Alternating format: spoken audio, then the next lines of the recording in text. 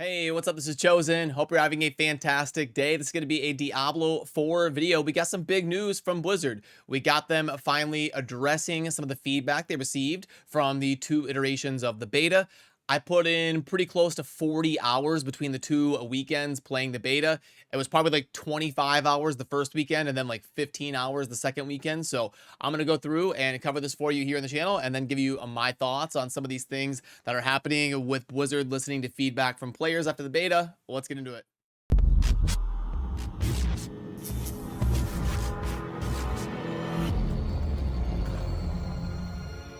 Alrighty, so we've got Diablo 4 beta retrospective transforming feedback into change. And also, I'll link to this down below if you would like to pull up the official article on your end. It'll be down below in the description and also the pinned comment. So, okay, I'll probably skim through this and look for the certain highlights here as we go through and talk about things. So basically, it looks like what's happened is the development team has read through all of your feedback and reviewed the gameplay data, and then they made a variety of fixes and updates to various systems in Diablo 4, all of which will be present in the version of the game that launches on June 6th. So we've still got, what, about 5-6 weeks until the game actually officially launches. So plenty of times to get some changes out there. So dungeons were definitely a hot topic.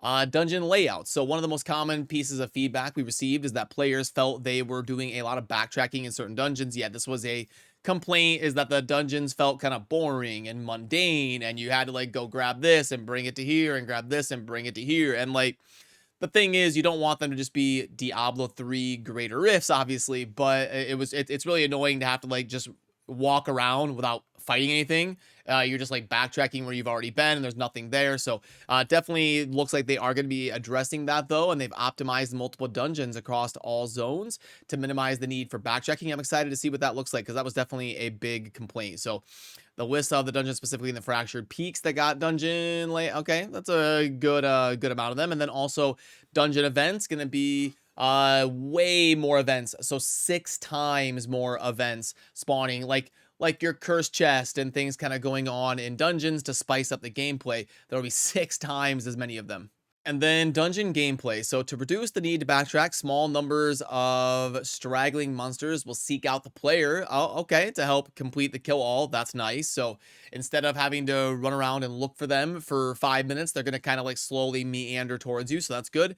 When Animus is gathered, the player and all nearby allies will gain 10 resource and reduce all cooldowns. Okay, so some of those Animus dungeons were the more popular ones in beta, and they're going to really flow a lot better now. Depositing Animus channel time was reduced from 3 to 0. That's great.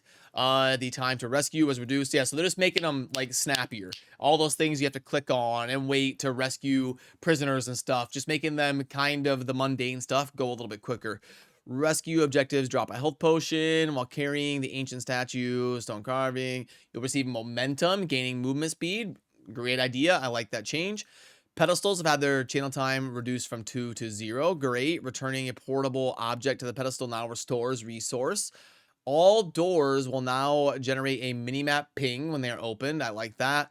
All structure objectives in dungeons now have additional combat mechanics players must overcome. I will say that this is pretty encouraging. The fact that the game isn't even out yet and they're listening to feedback this quickly and not being afraid to just get in there and make changes, I think that's a really good sign because these all sound like pretty good ideas to me. And it's really refreshing to see that they're not going to take the approach of like, come on, let's wait till the game comes out. Let's play it for a few months and then we'll look at things 6 months down the road. Like, no, they are just getting in there and making changes. And that's what you need to do in 2023 in the gaming landscape to be competitive. So I would say so far, this is a really good sign because these changes are not only good, but they're also very timely. And then we've got some class changes. So, first of all, it's hard to get a robust understanding of all the classes in the beta when we're literally playing from 1 to 25.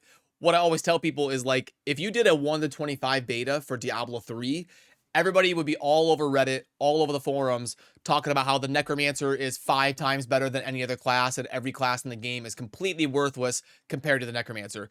Because you just don't you don't get to see the whole game. You don't get to see all of the builds and all of the trees filled up and things min maxed in the end game. So it's really hard to judge a 1 to 25. But let's see what these changes are. So in general, the effects like stun and freeze can be applied to elites that last twice as long as before. They become unstoppable. Okay, reviewed class skills to confirm that all classes have access to sufficient skills that remove. Yep, that was a big problem. Okay, and then many legendary powers have had updates to their effectiveness. Yeah, obviously there's going to be a lot of them that are way more powerful than others, and you got to kind of slowly balance them. So then we get to the specific one. So Barbarian, a flat 10% passive damage reduction has been added to the Barbarian class. Some skill tree passives that have their damage reduction effects reduced to compensate. Okay, that's great. The Whirlwind skill now deals more damage and consumes more fury. Okay. And the double swing skill enhancement refunds its fury cost when used on stunned or knocked down enemies. Okay. The Barbarian was an interesting one. A lot of people were underwhelmed by the Barbarian, but the Barbarian was also like putting out insane damage when people actually like min-maxed and got things up and running. It was like the hardest hitting class. So it's going to be very interesting to see if they can get this right. Now, I like the 10% damage reduction because it is a more clunky melee type class that can't really zoom around with teleport or something. So it's good to make it tanky. You don't want all the classes to be the same. You want some classes that can zip around. You want some classes that are more damage heavy. You want some classes that are a little bit more tanky, more sturdy. The problem is in a game like this, everybody wants to deal damage. Everybody wants to zoom around and kill stuff. So the more popular classes are going to be the ones that can crank out the most DPS. But ideally, you wouldn't have them just all be the same. So it is kind of a conundrum, and hopefully they can get the classes to be different than each other. Druid, this was probably the one that people were the most underwhelmed about. Companion skills now deal heavily increased damage. That's a good change. All ultimates have had their skill cooldowns reduced. That should be a change like across the board, in my opinion. Yeah, like in Diablo Immortal, you know, the ultimates were like once every 5 minutes, and it just felt like a complete waste of time to have them in the game. Usability improvements have been made to maul and pulverize. Okay, good. Using a non-shape shifting skill will transform a druid back into their human form. Okay, cool. I wasn't a massive expert on the druid. I played mainly the other classes, but druid, I know it needed some changes in terms of just to generate a little bit more hype around the class. So, I can't tell you if I love or hate these changes, but it seems like good changes. Now, Necro, I did play a decent amount of. So summon minions will die more often. That's almost more annoying, requiring players to utilize corpse more often. Like, I mean, sure, that might, I don't know. I'm a little bit skeptical of if that'll be good or not, because that's just going to make playing it more annoying. But technically, you should have to manage your minions. So I don't know. But many bonuses in the Book of Dead have had their stats increased great. The damage dealt by corpse explosion has been reduced, and the brightness of skeletal warriors has been reduced to make your minions kind of, hopefully blend in with the scenery a little bit better. So all in all, not a whole lot of change here to the necromancer, but people are going to be super bummed about corpse explosion being reduced. I mean, I don't know. It's probably balanced, but it'll make the necromancer a little bit less hype and a little bit less fun on launch, but it's still going to be an insanely popular class when the game comes out for sure. Then for the rogue, the upgrades to subterfuge skills have their bonuses increased, mass multiple passive skills bonuses increased, all imbuement skills have had cooldowns increased. Okay, so rogue, a little bit of a mixed bag here. The rogue was a really well-designed class, I thought, for the most part.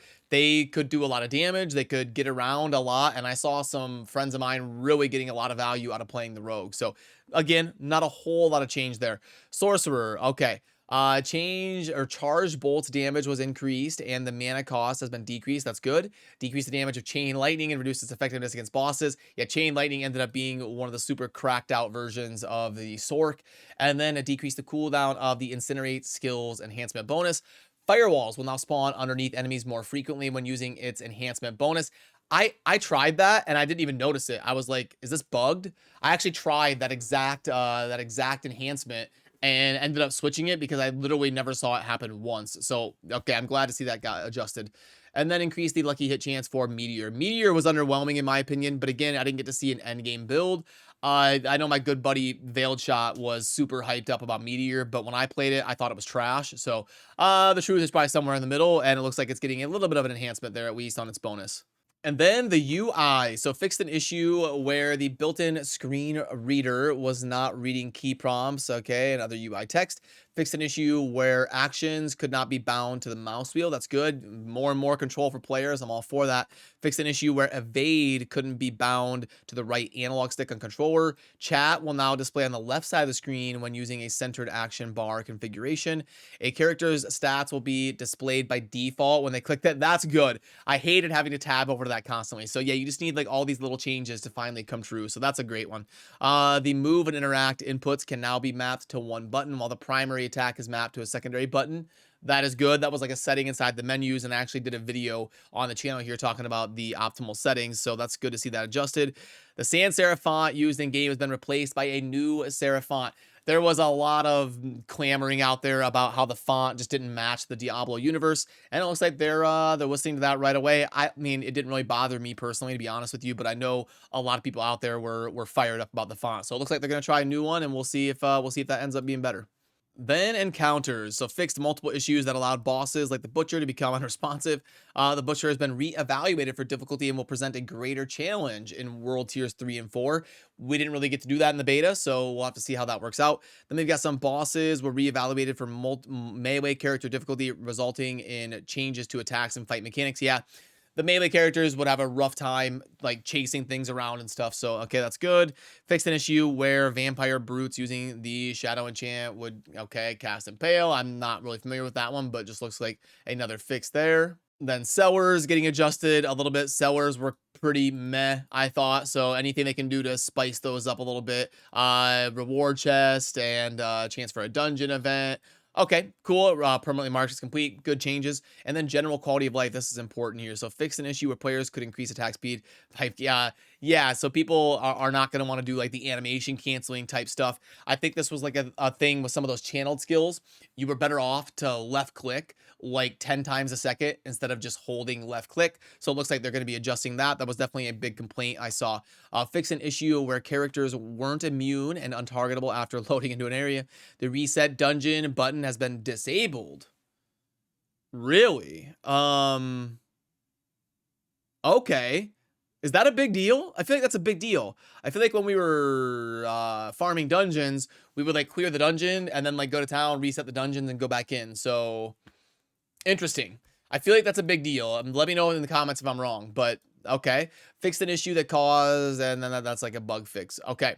Cool. And then it looks like they're plugging in upcoming stream that's going to be happening on April 20th at 11 a.m. Pacific, where they're going to be doing another developer live stream with Riker. Okay, cool. So all in all, I'd say this is good for the game. I'm a little bit timid about that dungeon change and what that means, but I'm excited that they are running in and making changes right away instead of sitting on their hands and taking forever to do stuff like this. So I am super pumped up to play Diablo 4 a ton when it comes out, and I am ready to get after it on June 6th and cover the game as best I can for you here on the channel as we wait for the next 6 weeks leading up to the game. So yeah, remember to subscribe on your way out if you enjoy Diablo 4 content, and I will see you soon in the next video. Thanks for watching.